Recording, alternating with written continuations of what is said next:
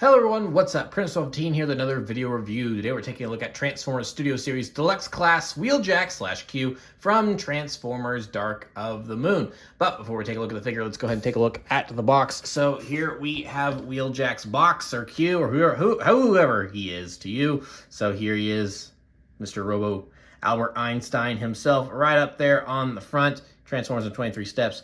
There's his vehicle mode down there. There's the instructions I just put back in the box.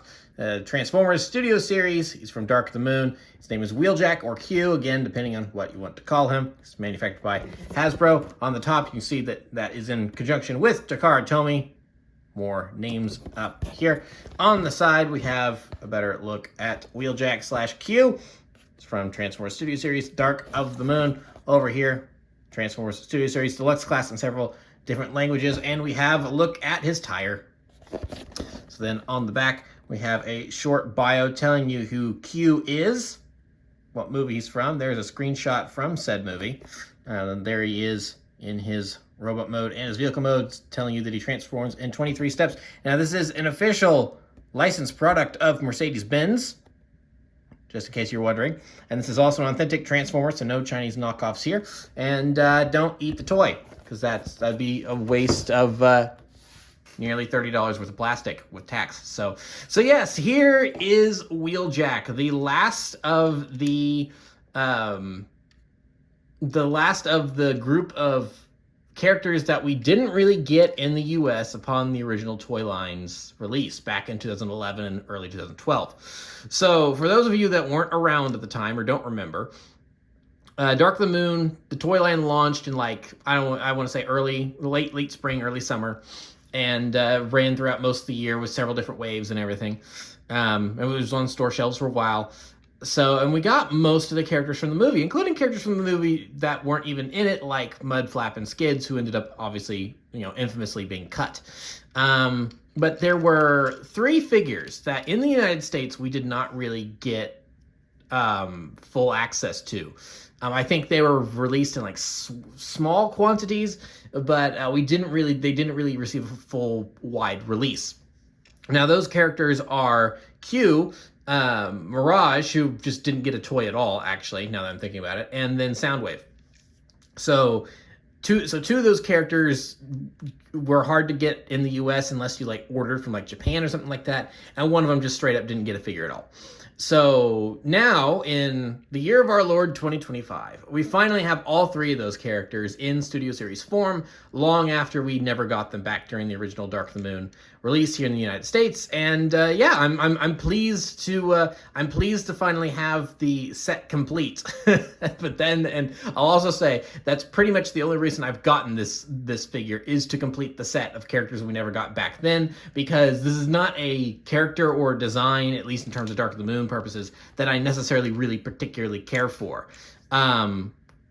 Q, it's hearing that Wheeljack was going to be in it. It's oh, cool, Wheeljack. Wheeljack's always a fun character, and then he's never addressed as Wheeljack in the movie. He's always just called Q. But then, of course, in the video game, he's called Wheeljack because he has a couple of voice lines. I don't think you ever see him, but he has a couple of voice lines where he talks to Ironhide and he gives him the heavy iron cannons and everything. So yeah, Wheeljack/Q in Dark of the Moon, not the most pivotal character. Oh, there's some nice detailing there, I'm just not noticing, as we do kind of the spin around.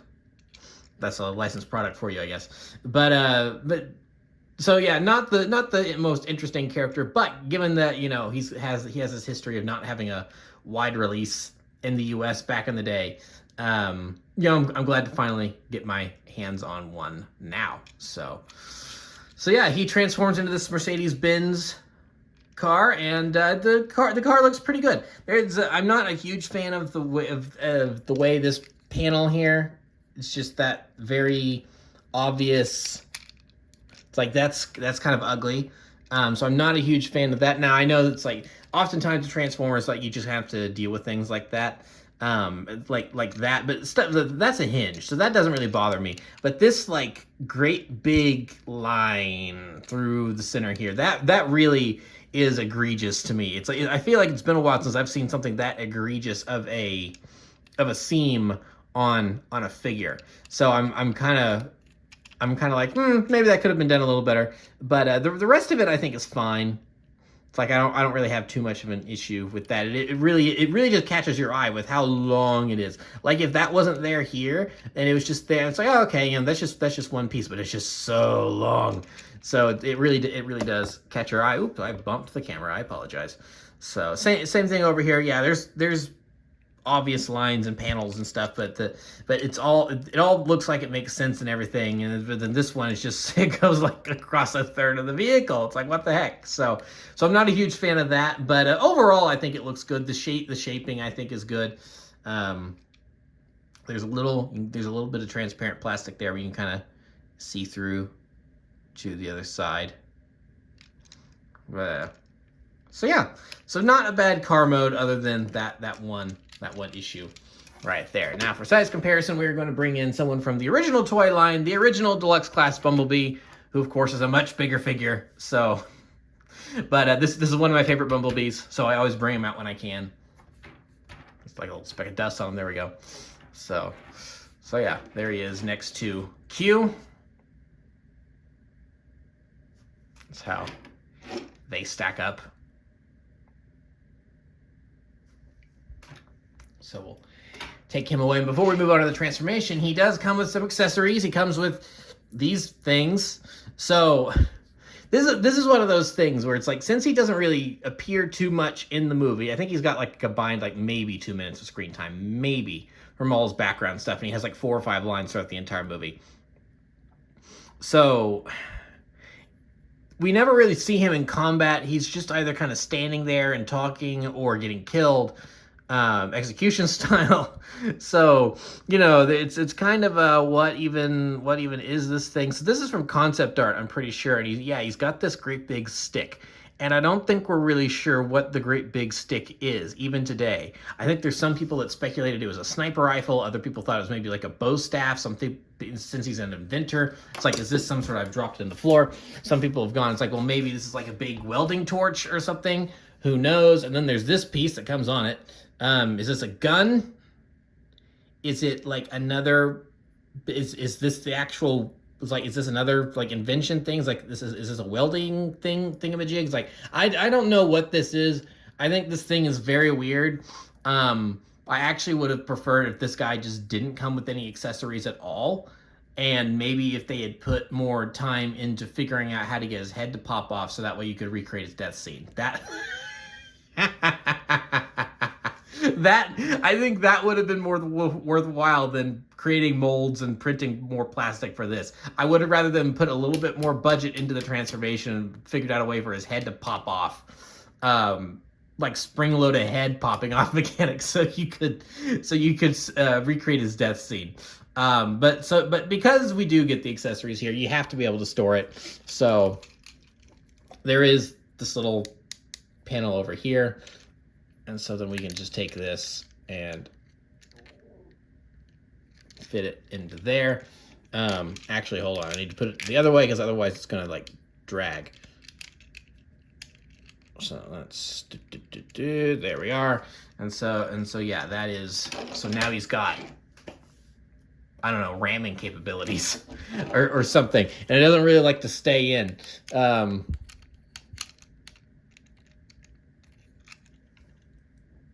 So yeah, that is your weapon. That is your accessory storage. So do with that what you will. But so there's the underside, just in case you're wondering. But we'll go ahead and remove that and put it off to the side, and we'll work on his transformation. So now his transformation is interesting because I think it's, for the design that they're having to work with here, I think it's done well, but there are a couple, there are some of those cumbersome things that you run into with Transformers now and again that I'm not particularly that big a fan of, but it kind of is what it is. So to start here, we want to start untabbing some panels. So here's just there's one, there's a big panel. So yeah, we want to get these untabbed from here, and then we can just kind of move these down like so, and then now we've got that much of the car hanging off, and it kind of loosens everything up for us to work with. So now we can just go ahead and work on the legs here. I think that's going to be easiest to work on now. So start, you just want to split these in half. You can see all the tabs and where they click in, so you just want to get those all untabbed there. We want to take the back of the trunk here and get those untabbed on the other side and flipped up. Can be a little stubborn sometimes. Come here, come here, come here, come here. There you go. It does help when there's a tab you can kind of use for leverage to get up like that. So now that we've done that, what we want to do is we want to, I think actually better to go the other way. Nope.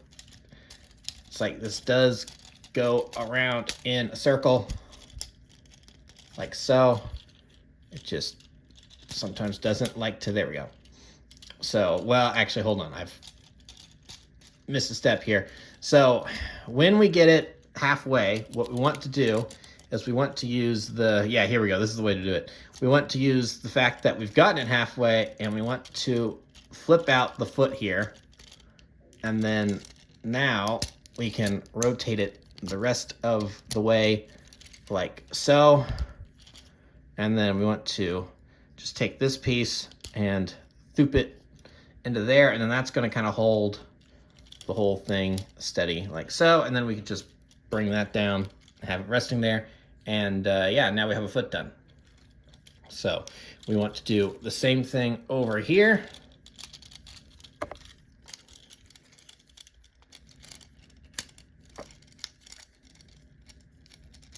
It can be a little tough. There we go.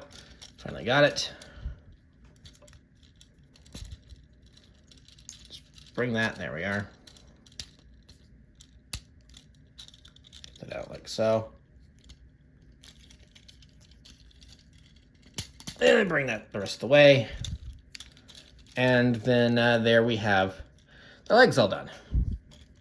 So now we want to mess with the arms. So the arms, there's a, that kind of looks cute. It's like, oh, there's little hands poking out. So the arms, just want to bring out like that, and then we can untab and separate, and then just kind of get them folded out like so. There's some double hinges there that you can work on, and just bend them and get them situated how you like. And then there, we pretty much got that done. So that's pretty much the whole body taken care of. As you can see, that's pretty much like the arms and the legs all done. But so now we've got this gigantic apparatus, and this is the complicated bit when it comes to transforming him, because now we got to figure out this whole giant backpack assembly here, and it can be a little tricky. So what we want to do is we just want to bring that up and then untab this. I've shown that off camera, I believe. So we want to untab this, so this will all come up, and so as you can see, there's a little port there that goes into there. So now that we've got that untabbed, we can fold that up like so, and we can kind of bring all of this down. So once this is all down, now like I said, the complicated bit starts. So now we want to start rotating things like so. And then it's like, because there's so many hinges and rotations and stuff, it's really a little crazy. So these are his shoulder pads. So these will flip up like so. So I just want them flipped up like that. And then want to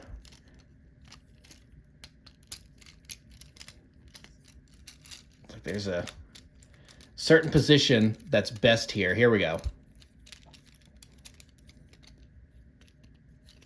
So that way these can kind of fit right on his shoulder pads like so. And if we just kind of tilt it that way and ignore that, then yeah, this looks like we got the transformation done, but we still got all this to take care of. So it's really interesting. So these whole big panels here flip in like so. And then what they need to do is that there are little tabs on the inside of the windshield. Do you see that right there where my thumb is? There's those little tabs right there on the windshield, and there's a little groove right here. And we need to fit that in just like so. So we want to make sure that that happens on both sides here. So just get this folded in like so. Oh, and see, we've broken it. Yep. So that's what I was about to talk about, is that sometimes getting things cleared can be a little bit of a pain.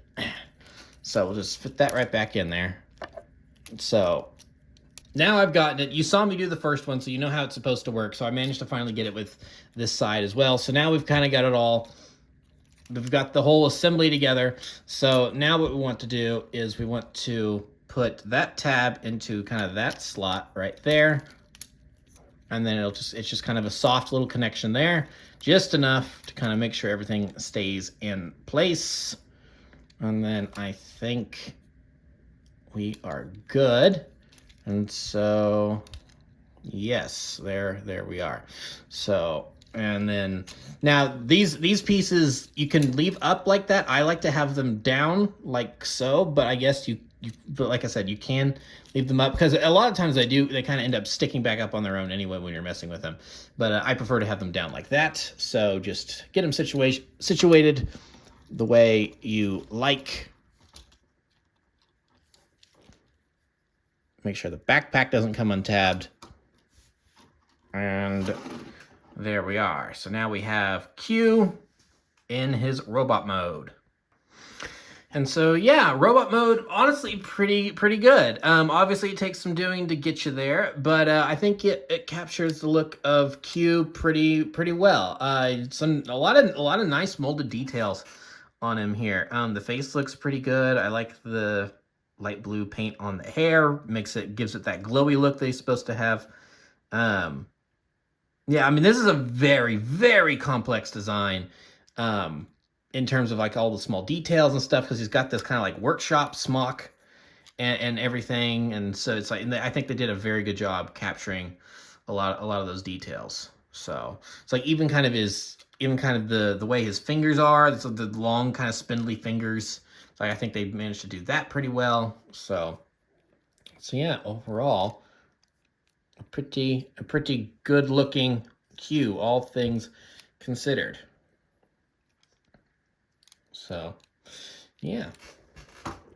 Now, of course, he does come with his whatever these things are. So, like I said, if this is a blaster, if this is a gun, then you can have him hold it like so, and then you can take this thing and put it in his hand like so, and then he's got his. Maybe he's blind. Is it a walking stick? Is he going tap, tap, tap, tap, tap, tap? Is he the is he the Daredevil of Transformers, where it's like, no, tap, tap, tap, tap? Oh, he's blind. I'm a ninja. It's like, is that how this thing is supposed to work? It's like, what the heck is this thing? I don't know. But if you don't want him holding it, and maybe just him holding his blaster, then there is a thing you can do. Is that on the back here, there is the front of the car. See, there's the grill here, and then there's this little bit right there, and then you can just stick it on his back like so, and then if you want to, you can take the little whatever that is, and then just attach it back there as well. And so now he's got his apparatus on his back, and there he is looking like his concept art with the apparatus on his back. So yeah, there is Q. So go ahead and bring in some size comparisons. We saw him earlier. Here is Bumblebee from the original Dark of the Moon toy line. Obviously a bit bigger because the Dark of the Moon toy line is from, I don't even want to know how many years ago, and they didn't really care about scale too much, keeping things in scale. So and then obviously different toy lines. So he's a bit bigger, but in terms of designs,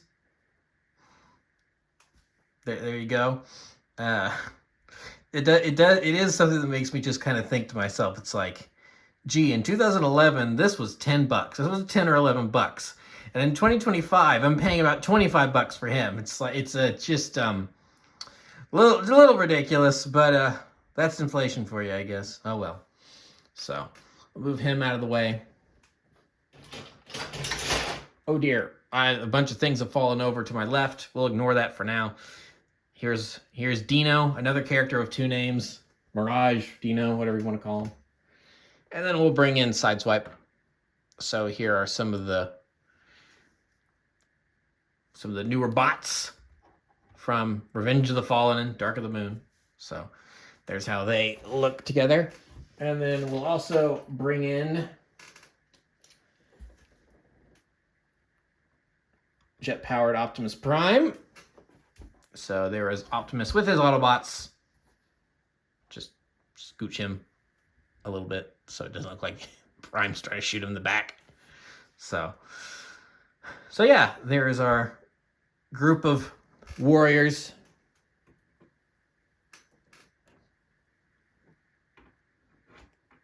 And then we'll just put them side by side really quick for a even closer comparison.